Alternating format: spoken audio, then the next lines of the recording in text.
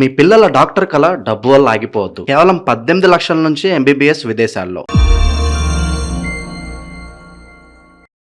ప్రస్తుతం మనతో పాటు ప్రముఖ ఆధ్యాత్మికవేత్త, జ్యోతిష్య వాస్తు పండితులు బ్రహ్మశ్రీ ఉమామహేశ్వర సిద్ధాంత్ గారు మనతో ఉన్నారు. గురువుగారితో మాట్లాడదాం. నమస్కారం గురుగారు. ఆయుష్మాన్ భవ. గురుగారు, సింహరాశి వాళ్ళకి ఈ జూలై నెలలో ఎలాంటి అదృష్టాలు ఉన్నాయి, ఏ విషయాల్లో వీళ్ళు ఎక్కువగా జాగ్రత్తలు తీసుకుంటే విశేషంగా ఈ మాసం అంతా కూడా కలిసి వస్తుంది అంటారు వీళ్ళకి? సర్వమంగళ మాంగళ్యే శివే సర్వార్థ సాధకే శరణ్యే త్రయంబకీ దేవి నారాయణీ నమోస్తుతే. ఓం శ్రీ గురుభ్యో నమః. ఓం శ్రీ గం గణపతియే నమః. సింహరాశి అగ్నితత్వాలైన రాశి. సింహస్యాధిపతి సూర్య. సింహరాశికి ఆధిపత్యాలు వహించిన వాడు సూర్యుడు. సూర్యుడు ఉన్న స్థానము మిథున రాశిలో ఉన్నాడు. ఈ సింహరాశిలో ఏ యొక్క గ్రహం ఉందంటే కేతు గ్రహము ఉన్నది. కేతుగ్రహ విధానాల్లో సింహరాశి వారికి కొంతమంది పండితులు, విజ్ఞానవంతులు, మహనీయులు చాలా బాగుందంటున్నారు, యోగదాయకమైన స్థితిగతులు పొందుతున్నారు అంటున్నారు. రైటే. అయితే ఈ సింహరాశి వారికి అన్నీ ఉన్నాయా, ఐదోతనం లేదన్నట్టుగా అయిపోయింది. ఇక్కడ కుటుంబంలో ఉన్నతమైన స్థానాన్ని పొందలేకపోతున్నారు. ధనాన్ని సంపాదిస్తున్నారు, వ్యాపారం బాగుంది, వ్యవహారం బాగుంది, అలాగే స్థితిగతులన్నీ కూడా మెరుగుపరుచుకోనే పరిస్థితులు ఉన్నాయి, ఆర్థికమైన పరిస్థితులన్నీ కూడా మెరుగుపడుతున్నాయి. మానసికమైన విధానంలో నలిగిపోతున్నారు. ఈ నలిగిపోవడానికి తగ్గ కారణానికి తర్వాత విశ్లేషణ నువ్వు అడిగే క్వశ్చన్లో ఉంటుంది. అంటే ఏ దృష్టి వల్ల, అంటే ఈ నరఘోష నరదిష్ట ప్రభావం అనుకోవచ్చా, ఆఫీస్లో టార్చర్లు అనుకోవచ్చా, అలా నలిగిపోవడానికి ప్రధాన కారణాలు ఏముండొచ్చు అంటారు? ప్రధాన కారణం అంటే మనం గోచార విధానాన్ని తీసుకోవాలి. గోచార విధానంలో సింహరాశిలో ఏ గ్రహం ఉందని చెప్పుకున్నాం? కేతుగ్రహం ఉందన్నాం. కేతుగ్రహం మీద ఏ గ్రహ దృష్టి ఉంది? కుజగ్రహ దృష్టి ఉంది. కుజగ్రహ దృష్టి ఎప్పుడైతే కలిగి ఉందో ఈ యొక్క విధానంలో కుటుంబ స్థానము నష్టము జరుగుతూ ఉంటుంది. కుటుంబ స్థానం నష్టం జరిగింది అంటే యోగదాయకమైన స్థితిని కోల్పోవడం అనేది జరుగుతుంది. ఆ యొక్క విధానంలో కేతుగ్రహ విధానం అంటే కేతు అన్యవా గ్రహము దేనికి కారకత్వాన్ని వహిస్తున్నాడు? మోక్షకారకుడు. మోక్షం అంటే ఏమిటి? చనిపోయిన తర్వాత వచ్చేది మోక్షాన్ని ఇస్తారు అంటారు. కనిపోకుండా ఉండి ఈ కలియుగంలోని ఈ యొక్క విధంగా నష్టపరిచేది కూడా ఒక విధంగా దానిగా చెందుతుంది. ఆ యొక్క విధానం నష్టాన్ని చవి చూస్తున్న పరిస్థితి వీళ్ళు పొందుతున్నారు. ధనము ఒకటే యోగము కాదు, ధనము రావడము వల్ల యోగము కలుగుతుంది అన్నది విజ్ఞత కాదు. ధనముతో పాటు బుద్ధి కూడా కలిగి ఉండాలి. బుద్ధి కుశలత కలిగి ఉండాలి.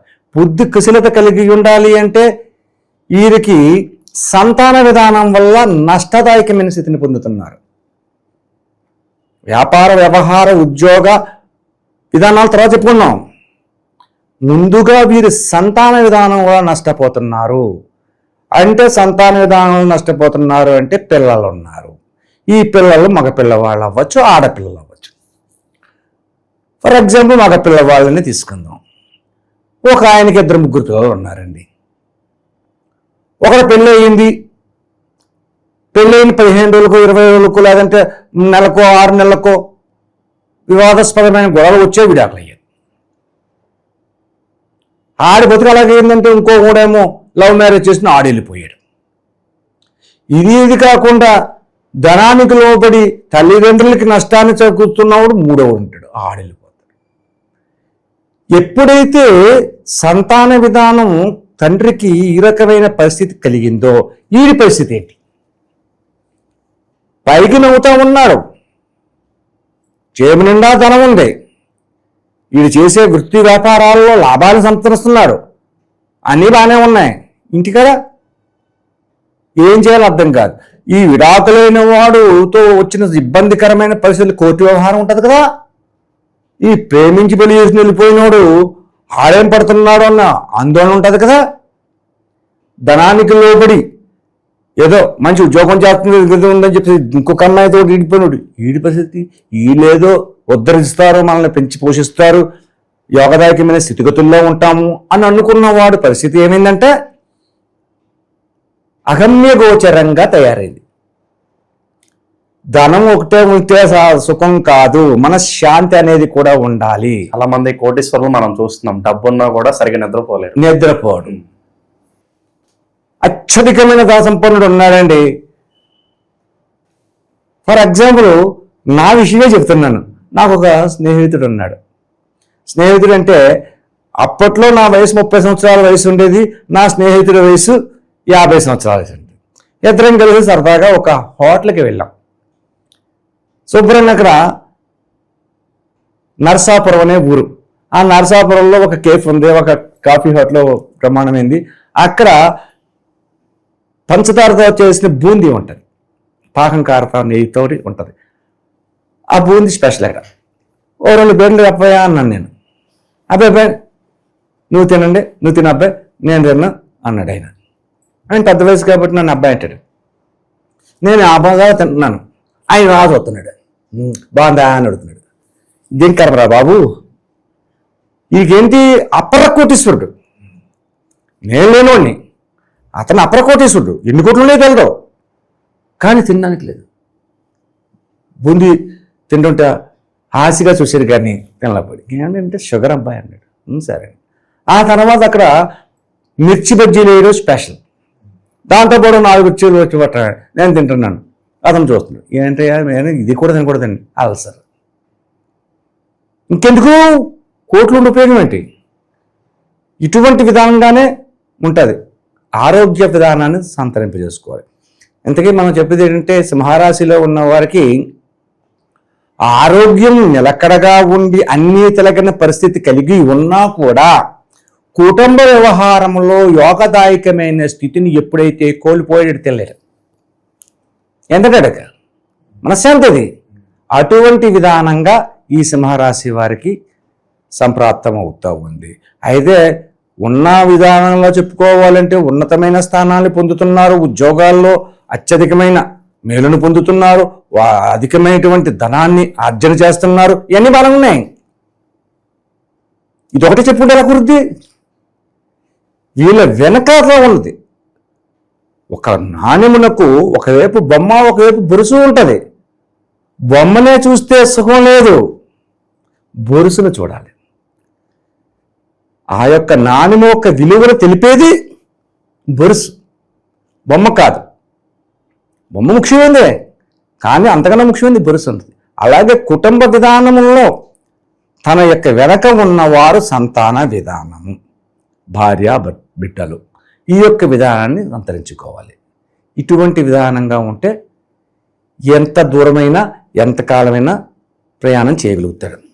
ఇక పరిహారాల విషయానికి వస్తే మరి ఎలాంటి పరిహారాలు చెప్తారు గురుగారు? మరి మానసిక ఆందోళన పోవడానికి ఏం చేస్తే బాగుంటుందంట? చాలా మంచి క్వశ్చన్ వేశారు కదా. మానసిక ఆందోళన పోవడానికి ఏం చేయాలి?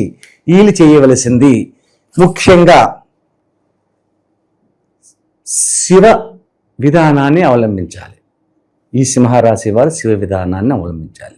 నమస్తే అస్తు భగవాన్ విశ్వేశ్వరాయ మహాదేవాయ త్రయంబకాయ త్రిపురాంతకాయ కాలాగ్ని కాలాయ త్రిలోకాగ్ని కాలాయ కాలాగ్ని రుద్రాయ మృత్యుంజయాయ మహాదేవాయ నీలకంఠాయ శ్రీమన్మహాదేవాయ నమస్తే నమస్తే నమస్తే నమః ఓం నమః శివాయ. ఈ రకమైనటువంటి శ్లోకాన్ని నిరంతరం చదువుకోవాలి.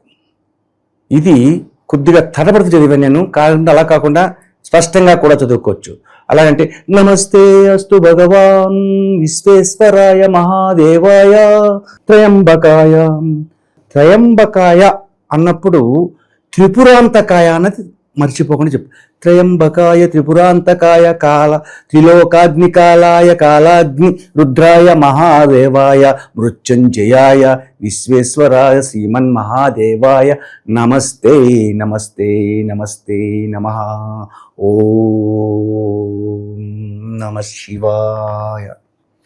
ఇది చేస్తే నువ్వు అడిగిన క్వశ్చన్కి ఇదే ఆన్సర్ కరెక్ట్గా. అంటే మానసిక విశ్లేషణ పొందుతూ ఉంటారు. ఈశ్వరనామాన్ని జపించుకోవాలి. ఈ యొక్క మంత్రాన్ని నిరంతరం చదువుకుంటే మంచిది. రోజుకి ఉదయం 12 సార్లు లేకపోతే 16 సార్లు సాయంత్రం పడుకోపోయే ముందు 16 సార్లు ఇది జపించుతూ ఉంటే ఈ యొక్క సింహరాశిలో ఉన్న వారికి అవరోధ విధానాలు తొలగి ఉపయోగకరమైన పరిస్థితులు పొందడం అనేది జరుగుతుంది. అలాగే శివాభిషేకాలు నిరంతరం చేయించక్కర్లేదు. సోమవారం శివాభిషేకాలు చేయించండి. అలాగే ఈయనకి అత్యంత ప్రీతికరమైనది బిల్వపత్రాలు, మారేడు పత్రాలు అంటారు, మారేడు దళాలు, బిల్వపత్రం. ఆ బిల్వపత్రాలు తీసుకెళ్ళి అక్కడ అభిషేక విధానాల్లో చెయ్యండి. యోగదాయకమైన స్థితిని పొందుతారు. ఎప్పుడైతే దోషాన్ని తొలగించేదే శివనామం, అపమృత్యు యోగాన్ని తొలగించేది శివనామం. సర్వేశ్వరాయ మహాదేవాయ అని చెప్పేసి అనుకుంటున్నాడు. సర్వేశ్వరుడైనా ఆదిదేవుడు, దేవులక దేవుడు అన్నవాడు. కాబట్టి అక్కడ ఈ విధానాన్ని మనం ఆచరిస్తే సింహరాశిలో ఉన్నవారికి ఆరోగ్యపరమైన పరిస్థితులు బాగానే ఉన్నాయి. కొని తెచ్చుకుంటున్నారు అనారోగ్యం అనేది, అది వేరే సంగతి. ఐశ్వర్యప్రదంగా వస్తున్నది, కానీ కుటుంబ వ్యవహారంలో పిల్లల వలన నష్టదాయకమైన స్థితిని పొందుతున్నారు. కాబట్టి ఈ నష్టదాయకమైన స్థితిని పొందాలంటే వాళ్ళ జాతకాలని, జన్మ జాతకాన్ని పరిశీలన చేసుకుని విశ్లేషణ చేసుకోవాలి. కానీ ఈ యొక్క రాశిలో ఉన్న వారికి చేసుకునేది ఏంటంటే మనశ్శాంతి విధానాన్ని పొందడానికి ఈశ్వర దర్శనాన్ని చేసుకోవాలి. ఆ రకమైనటువంటి పరిస్థితుల్లో ఉంటే ఈ సింహరాశి వారికి వస్తున్న అవరోధములు అన్నీ కూడా అధిగమించి ఉన్నతమైన స్థానానికి చేరుకోగలుగుతారు. ఓవరాల్గా ఈ నెల వీళ్ళందరికీ కూడా ఏ విధంగా ఉంటుందో మంచి విశ్లేషణ అందించారు గురుగారు. ధన్యవాదాలు. ఆయుష్మాన్ భవ.